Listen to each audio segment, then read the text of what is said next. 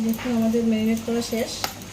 তো ম্যারিনেটে আমি দিলাম চিকেন ধুয়ে, দই, আদা বাটা, রসুন বাটা, মরিচের গুঁড়ো, হলুদের গুঁড়ো, গরম মশলা আর পরিমাণ মতো লবণ।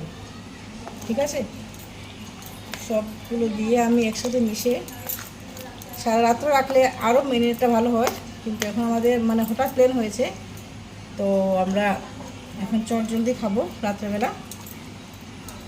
কটা বাচ্চা আধা ঘন্টার জন্য রেখে দিই ম্যারিনেটের জন্য। দেখুন মা আমাদের বকাবকি করছেন, তোদের কোনো কাজ নেই, হুলস্থুল করি শুধু শুধু, আর কিছু করার নেই, আমরা করবো আর কি একটু।